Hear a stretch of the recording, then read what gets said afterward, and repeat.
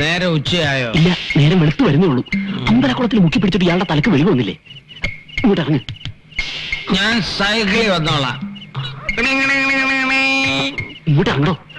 വേണ്ട, ടാക്സി വിളിക്കാം. കണ്ണനെ വിളിക്കടാ. അതാ ഞാൻ വിളിക്കാൻ. വിശേഷമൊക്കെ നമുക്ക് വീട്ടിൽ എന്ന് പറയാം.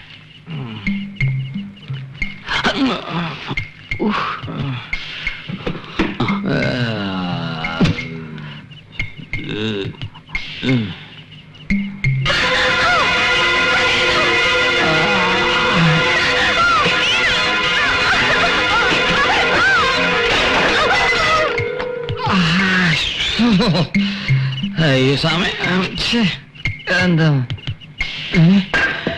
എവിടാ? കണ്ണന്റെ വീടാന്നോ?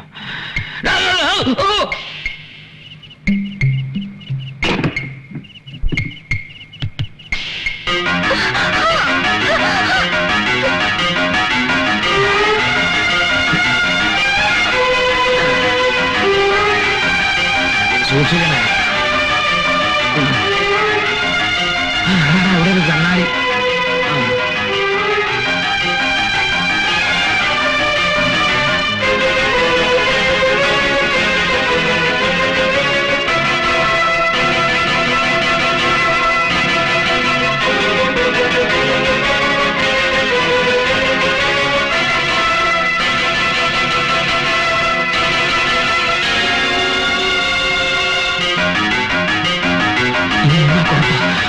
ഓടിക്കോ.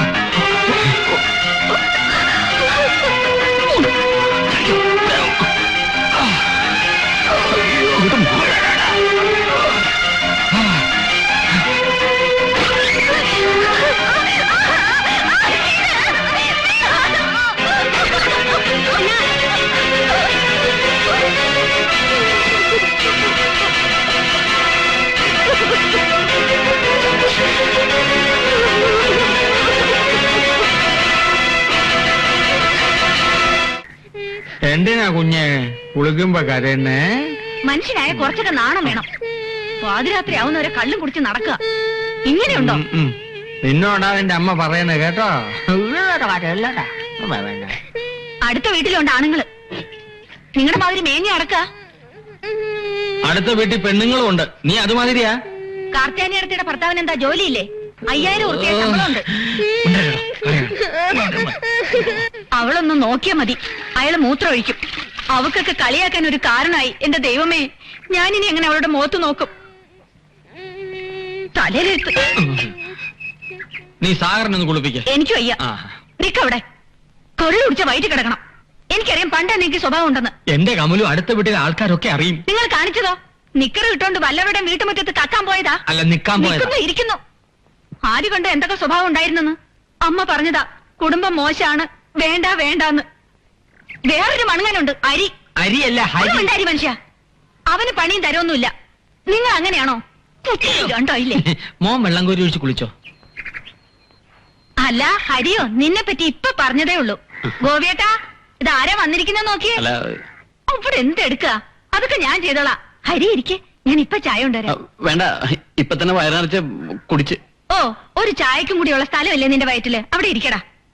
കമലു, എനിക്കും കൂടി ഒരു ചായ എടുത്തോ. ഇപ്പൊ തന്നെ തരാം. പോയി. ഞാൻ അപ്പോഴേ പറഞ്ഞതാ, വേണ്ട, അവൻ ചളവാക്കുന്നു.